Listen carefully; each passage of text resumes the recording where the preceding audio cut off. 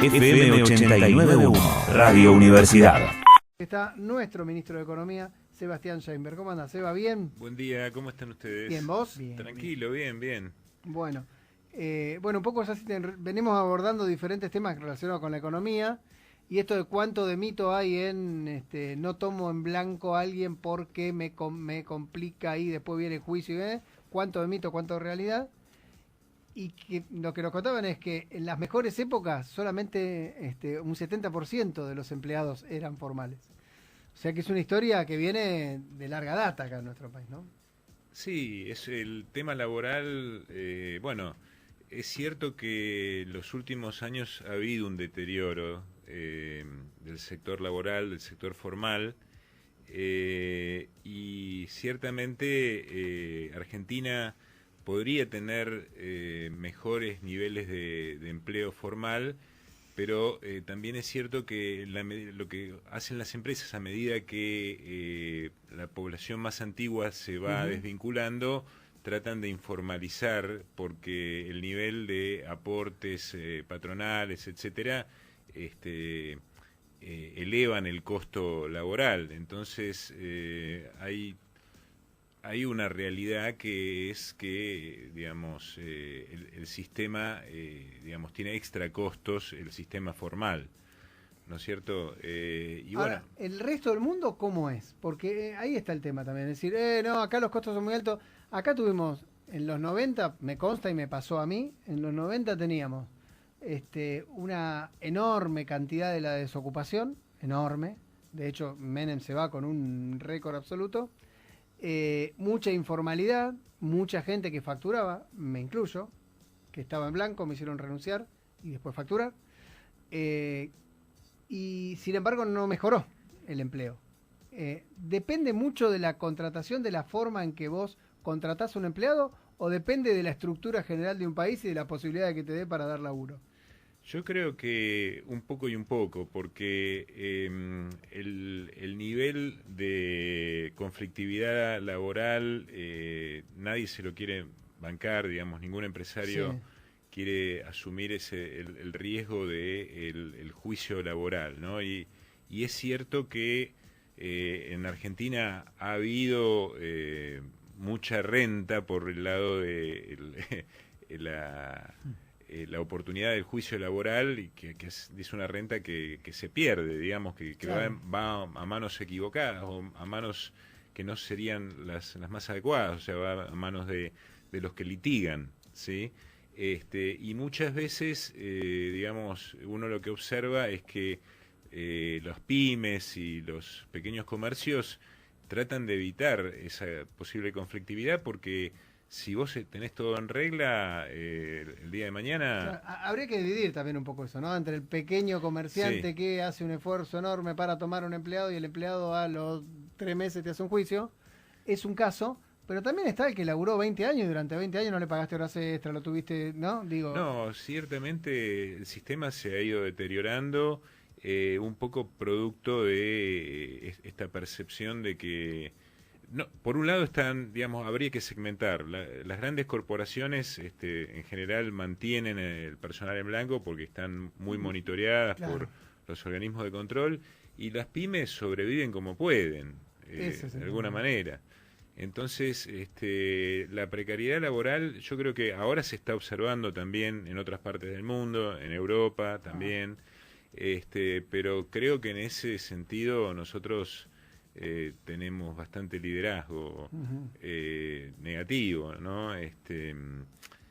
Y bueno, después está también el tema que muchas veces hablamos, que yo creo que un sistema de retribución sin una implicancia laboral desalienta un poco el trabajo. O sea, todos los sistemas de subsidios generalizados de alguna manera desalientan la contratación formal, ¿sí? Entonces, digamos, como si vos tenés un régimen que de alguna manera tiene un esquema de subsidiar o de beneficio, un estado benefactor de alguna manera, la gente busca no formalizarse para complementar el ingreso del Estado con un ingreso de tipo changa. Es decir, el tipo que cobra un plan dice, no me tomes en blanco porque pierdo el plan, Claro. prefiero que me Exacto. tengas en negro y sumo las dos cosas. Exacto. Entonces, Eso es una realidad.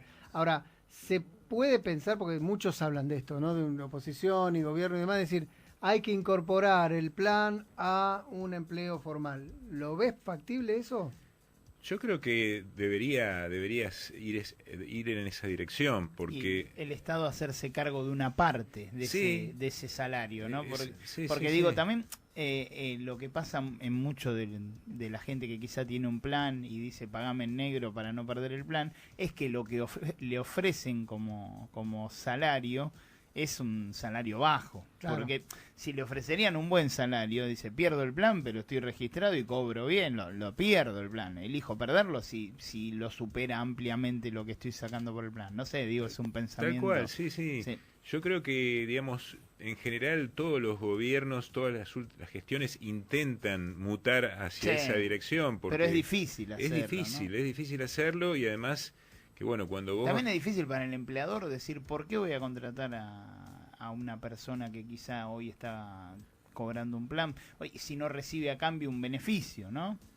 Sí, y lo otro es el tema del riesgo del juicio laboral. O sea, un empleador cuando va a contratar, a formalizar, digamos, tiene esa espada de Damocles, Claro. ¿viste? Que es cierto que en la Argentina, yo no sé cómo ha sido en otros países, pero ciertamente ha existido esa conflictividad legal que ha llevado a que el que emplea personas en blanco teniendo una pyme hay que hacerle un monumento prácticamente. Ujú. Claro. Pero bueno, es un tema complejo, pero yo creo que habría que ir mutando hacia esos esquemas donde, bueno, el empleado con bajas habilidades también pueda complementar el ingreso hasta que se consolide y vaya adquiriendo las habilidades en el lugar de trabajo. Ujú. Porque obviamente, digamos, una persona que tiene baja productividad Sí. tiene lógica que tenga un sueldo más bajo que alguien que tiene más alta productividad. Sí. Y un poco la mejora en la productividad se logra desarrollándose en el puesto. O Con sea, capacitación. aprender haciendo, lo que se dice, Sí. aprender haciendo, ¿no? Sí. Entonces, y yo creo que también, digamos, tiene que haber una amalgama institucional donde la educación técnica, el Estado, El tema de los oficios. los oficios, Sí. y bueno, realmente ese plan estratégico me parece que no se ha delineado todavía, ¿sí? O sea, se habla del plan energético, del plan, no sé, minero, pero hay que pensar en un plan de desarrollo de las capacidades de los individuos, ¿no? Claro. Ahora, ¿no estaría bueno, también pienso, ¿no? Un poco en voz alta, decir, ahora se viene una gran inversión en minería, aparentemente va a ser el futuro, En litio. el litio, en Sí. ese sentido, y viene también el tema de el combustible, porque evidentemente la energía es otro gran negocio que puede tener la Argentina y demás. Digo, ¿no habría que que empezar a pensar en formar gente para eso, porque va a ser nuestro futuro? Sí, sin duda. Sin duda, lo que pasa Deben es que faltar profesionales. Claro, ¿no? eso no debe Sí. haber tantos. Claro. vos tenés, digamos, algunas de esas actividades no son muy intensivas en mano de obra, Ah. sino que son más intensivas en capital, pero también es cierto que en la medida que vos tenés, vas aumentando el nivel de producción, vas a tener necesidades de servicios adicionales, Exacto. Claro. servicios adicionales donde, pero bueno, yo creo que ahí hay que complementar una mirada estratégica del sector privado con la mirada estratégica del Estado, donde el Estado puede identificar, bueno, acá hay que desarrollar estas capacidades, ¿sí? Entonces, esto va a requerir un camino crítico y va a requerir una formación más intensiva en estas habilidades. Bueno, yo creo que Argentina tenemos el problema de que no estamos planificando en ningún sector, ¿sí? O sea, cuando vos vas a cursos de planificación en el sector energético, por ejemplo, Sí. a mí me pasa que estoy haciendo un curso de planeamiento estratégico en temas de energía, son todos latinoamericanos, excepto de Argentina. No hay nadie. No hay No me nadie. digas. Entonces vos ves que en otros países nuestros vecinos están pensando a futuro, en ¿sí? el planeamiento como una estrategia necesaria para ir viendo cómo amalgamás todos los sectores, y vos ves que la Argentina le falta un plan estratégico, ¿sí? No lo tiene en ningún sector. Entonces estamos más interesados en arribar al gobierno que en hacer una propuesta sostenible. Ni hablar de algo transversal a cualquier gobierno. Políticas de Estado, claro. Para que, claro, no, imposible. Yo creo que están faltando esas políticas de Estado en todos los sectores. Lo que pasa es que, digo, para construir esas políticas de Estado se necesita un consenso. Y si verdad. vos tenés mitad y mitad en una grieta de que todo lo que propone una mitad, la otra mitad se opone, y viceversa, es muy difícil sacar política de consenso. Sí, así. es cierto, pero también vos tenés que tener, digamos, una institucionalidad más fuerte. ¿En qué sentido? Vos tenés que construir una burocracia estable en el Estado, ¿sí? Sí. Agentes Sí, estatales. que pasen ¿entendés? la gestión. Exacto, agentes, tipos que estén capacitados. Formarlos. Formados, hay- como era la escuela de gobierno de Claro. Alfonsín, que fue... La Baña hizo otra. La escuela fuerte de gobierno la creó Alfonsín emulando un poco la escuela francesa de los agentes Claro, gubernamentales, claro. ¿sí? Sí, Hoy sí. vos lo que tenés es Hay que muy pocos agentes gubernamentales, creo que quedan menos de 50. quedan pocos, Sí. pero son sólidos, están bien formados, pero vos no mantuviste. También es cierto, en los 90 vos tuviste los economistas del gobierno, tuviste algo de eso, estás, digamos, en sectores como el INVAP, el área nuclear, tenés un poco de esa continuidad. CENEA, ¿no? Sí. La CONEA, la energía atómica. sí, en energía tenés algo de eso, pero no es una línea generalizada. Entonces, si vos arribás al gobierno y descartás todo los elementos humanos formados que tenés, o digamos, pasás por alto la institucionalidad de los entes regulatorios, los intervenís, ¿sí? Aumentás la dotación de personal arbitrariamente, ¿sí? Digamos, ahí hay una debilidad institucional. Entonces vos tenés que construir planes de gobierno y tenés que tener instituciones sólidas, ¿sí? No intervenidas por la política. Entonces, fíjate que, por ejemplo, el presidente de ANCAP en Uruguay Sí. es el mismo presidente que estaba durante la gestión del Frente Amplio. Que Mira, los lo uruguayos, mantuvieron. claro, los uruguayos han logrado el autoabastecimiento energético en función de virar de una matriz que era Petróleo, no. consumidora de combustibles fósiles Sí. a una matriz que es totalmente basada en fuentes renovables. Entonces, esa estrategia de largo plazo a ellos les ha dado resultado. Han mantenido la burocracia estatal, ¿sí?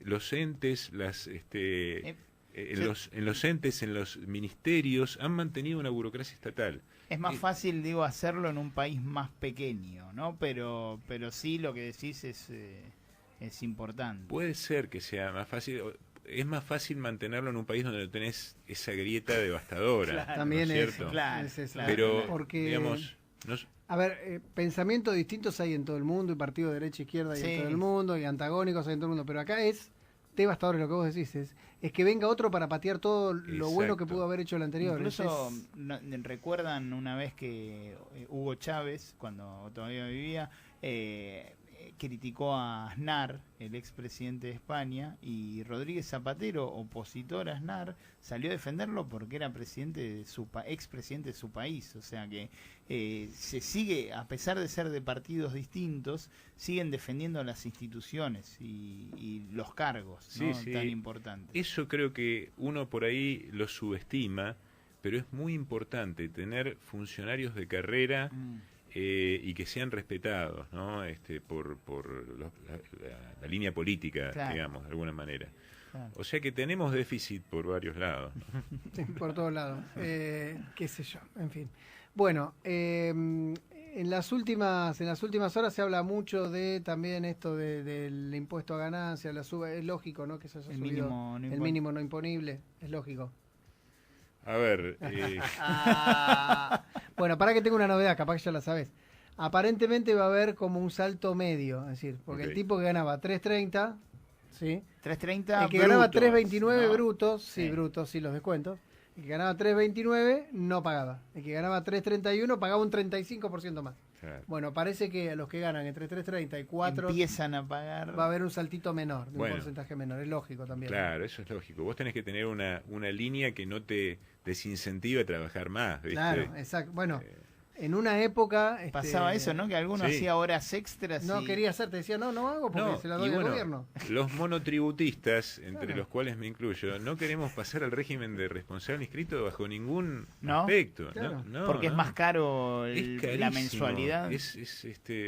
Bueno. Y por una poca diferencia quizá de facturación. Sí, ¿no? sí. Claro. Eso es tremendo. Además tenés que liquidar impuesto IVA todos los meses, contratar un contador, etcétera.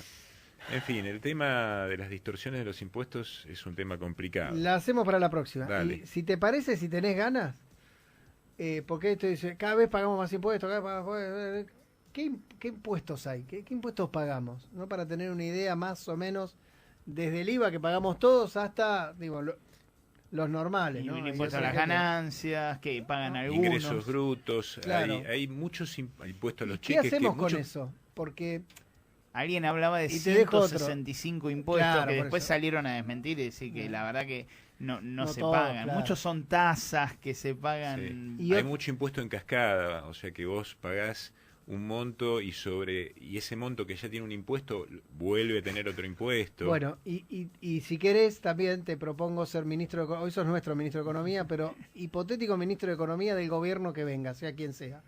Ayer Macri dijo, no podemos tener 20 tipos de cambio. Hay que unificarlo. ¿Cómo haces para salir sin devaluar?